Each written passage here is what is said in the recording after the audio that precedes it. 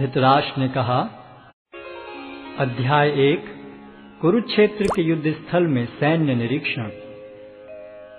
धृतराष्ट्र ने कहा, हे संजय, धर्मभूमि कुरुक्षेत्र में युद्ध की इच्छा से एकत्र हुए मेरे तथा पांडु के पुत्रों ने क्या किया? संजय ने कहा, हे राजन, पांडु पुत्रों द्वारा सेना की व्यूह रचना देखकर राजा दुर्योधन अपने गुरु के पास गया और उसने ये शब्द कहे, हे आचार्य, पांडु पुत्रों की विशाल सेना को देखें, जिसे आपके बुद्धिमान शिष्य द्रुपद के पुत्र ने इतने कौशल से व्यवस्थित किया है। इस सेना में भीम तथा अर्जुन के समान युद्ध करने वाले अनेक वीर धनुर्धर हैं, यथा महारथी युयुधान, विराट तथा द्रुपद। इनके साथ ही धृष्टकेतु, चेकितान, काशीराज, पुरुजित, कुंतीभोज तथा शैब्य जैसे महान शक्तिशाली योद्धा भी हैं। पराक्रमी युधामन्यु, अत्यंत शक्तिशाली उत्तमौजा, सुभद्रा का पुत्र तथा द्रौपदी के पुत्र, ये सभी महारथी हैं। किंतु हे ब्राह्मण श्रेष्ठ, आपकी सूचना के लिए मैं अपनी सेना के उन नायकों के विषय में बताना चाहूंगा जो मेरी सेना को संचालित करने में विशेष रूप से निपुण हैं। मेरी सेना में स्वयं आप, भीष्म, कर्ण, कृपाचार्य, अश्वत्थामा, विकर्ण तथा सोमदत्त का पुत्र भूरिश्रवा आदि हैं, जो युद्ध में सदैव विजयी रहे हैं। ऐसे अनेक वीर भी हैं जो मेरे लिए अपना जीवन त्याग करने के लिए उद्यत हैं। वे विविध प्रकार के हथियारों से सुसज्जित हैं और युद्ध विद्या में निपुण हैं। हमारी शक्ति अपरिमेय है और हम सब पितामह द्वारा भली भांति संरक्षित हैं, जबकि पांडवों की शक्ति भीम द्वारा भली भांति संरक्षित होकर भी सीमित है। अतएव सैन्य व्यूह में अपने अपने मोर्चों पर खड़े रहकर आप सभी भीष्म पितामह को पूरी सहायता दें। तब कुरुवंश के वयोवृद्ध परम प्रतापी एवं वृद्ध पितामह ने सिंह गर्जन की सी ध्वनि करने वाले अपने शंख को उच्च स्वर में बजाया, जिससे दुर्योधन को हर्ष हुआ। तत्पश्चात शंख, नगाड़े, बिगुल, तुरही तथा सिंह सहसा एक साथ बज उठे। वह समवेत स्वर अत्यंत कोलाहलपूर्ण था। दूसरी ओर से श्वेत घोड़ों द्वारा खींचे जाने वाले विशाल रथ पर आसीन कृष्ण तथा अर्जुन ने अपने अपने दिव्य शंख बजाए। भगवान कृष्ण ने अपना पांचजन्य शंख बजाया, अर्जुन ने देवदत्त शंख तथा अति भौजी एवं अति मानवीय कार्य करने वाले भीम ने पौंड्र नामक भयंकर शंख बजाया।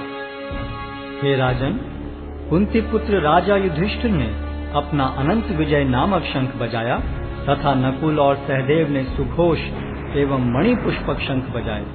महान धनुर्धर काशीराज, परम योद्धा शिखंडी, धृष्टद्युम्न, विराट, अजय सात्यकी, द्रुपद, द्रौपदी के पुत्र तथा सुभद्रा के महाबाहु पुत्र आदि सबों ने अपने अपने शंख बजाए। इन विभिन्न शंखों की ध्वनि कोलाहल पूर्ण बन गई, जो आकाश तथा पृथ्वी को शब्दायमान करती हुई धृतराष्ट्र के पुत्रों के हृदय को विदीर्ण करने लगी। उस समय हनुमान से अंकित ध्वजा लगे रथ पर आसीन पांडु पुत्र अर्जुन अपना धनुष उठाकर तीर चलाने के लिए उद्यत हुआ।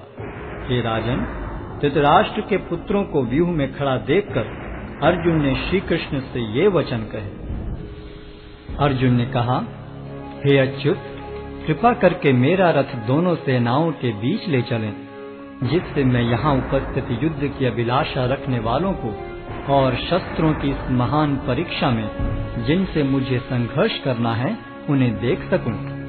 मुझे उन लोगों को देखने दीजिए जो यहाँ पर धृतराष्ट्र के दुर्बुद्धि पुत्र दुर्योधन को प्रसन्न करने की इच्छा से लड़ने के लिए आए हुए हैं। संजय ने कहा, हे भरतवंशी, अर्जुन द्वारा इस प्रकार संबोधित किए जाने पर भगवान कृष्ण ने दोनों दलों के बीच में उस उत्तम रथ को लाकर खड़ा कर दिया। भीष्म, द्रोण तथा विश्व भर के अन्य समस्त राजाओं के सामने भगवान ने कहा कि हे पार्थ, यहाँ पर एकत्र सारे कुरुओं को देखो। अर्जुन ने वहाँ पर दोनों पक्षों की सेनाओं के मध्य में अपने चाचा ताऊओं, पितामहों, गुरुओं, मामाओं, भाइयों, पुत्रों, पौत्रों, मित्रों, ससुरों और शुभ चिंतकों को भी देखा। जब कुंती पुत्र अर्जुन ने मित्रों तथा संबंधियों की इन विभिन्न श्रेणियों को देखा तो वह करुणा से अभिभूत हो गया और इस प्रकार बोला। अर्जुन ने कहा, हे कृष्ण, इस प्रकार युद्ध की इच्छा रखने वाले अपने मित्रों तथा संबंधियों को अपने समक्ष उपस्थित देखकर मेरे शरीर के अंग कांप रहे हैं और मेरा मुख सूखा जा रहा है। मेरा सारा शरीर कांप रहा है, मेरे रोंगटे खड़े हो रहे हैं, मेरा गांडीव धनुष मेरे हाथ से सरक रहा है और मेरी त्वचा जल रही है। मैं यहाँ अब और अधिक खड़ा रहने में असमर्थ हूँ। मैं अपने को भूल रहा हूँ और मेरा सिर चकरा रहा है। हे कृष्ण, मुझे तो केवल अमंगल के कारण दिख रहे हैं।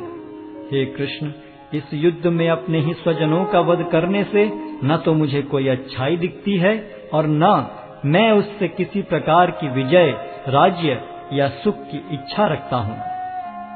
हे गोविंद, हमें राज्य, सुख अथवा इस जीवन से क्या लाभ, क्योंकि जिन सारे लोगों के लिए हम उन्हें चाहते हैं वे ही इस युद्ध भूमि में खड़े हैं। हे मधुसूदन, जब गुरुजन, पितृगण, पुत्रगण, पितामह, मामा, ससुर, पौत्रगण, साले तथा अन्य सारे संबंधी अपना अपना धन एवं प्राण देने के लिए तत्पर हैं और मेरे समक्ष खड़े हैं, तो फिर मैं इन सब को क्यों मारना चाहूंगा, भले ही वे मुझे क्यों न मार डालें। हे जीवों के पालक, मैं इन सबों से लड़ने को तैयार नहीं, भले ही बदले में मुझे तीनों लोग क्यों न मिलते हों। इस पृथ्वी की तो बात ही छोड़ दें। भला धृतराष्ट्र के पुत्रों को मारकर हमें कौन सी प्रसन्नता मिलेगी। यदि हम ऐसे आतताइयों का वध करते हैं तो हम पर पाप चढ़ेगा।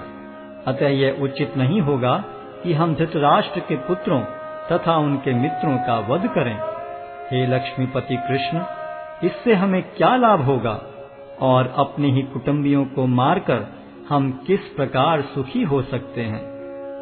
हे जनार्दन, यद्यपि लोक से अभिभूत चित्त वाले ये लोग अपने परिवार को मारने या अपने मित्रों से द्रोह करने में कोई दोष नहीं देखते, किंतु हम लोग जो परिवार के विनष्ट करने में अपराध देख सकते हैं, ऐसे पाप कर्मों में क्यों प्रवृत्त हों।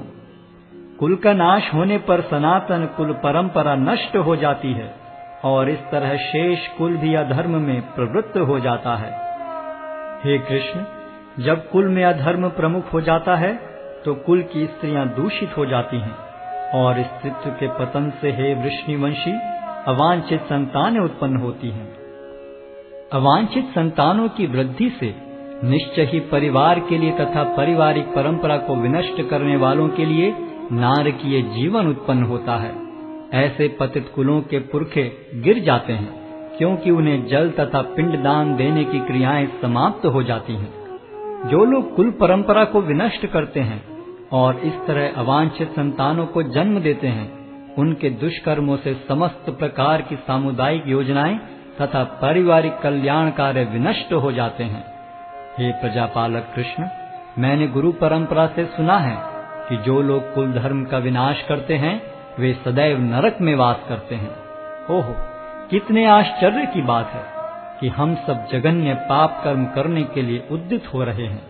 राज्य सुख भोगने की इच्छा से प्रेरित होकर हम अपने ही संबंधियों को मारने पर तुले हैं। यदि शस्त्रधारी धृतराष्ट्र के पुत्र मुझ निहत्थे तथा रणभूमि में प्रतिरोध न करने वाले को मारें तो यह मेरे लिए श्रेयस्कर होगा। संजय ने कहा, युद्ध भूमि में इस प्रकार कहकर अर्जुन ने अपना धनुष तथा बाण एक ओर रख दिया और शोक संतप्त चित्त से रथ के आसन पर बैठ गया।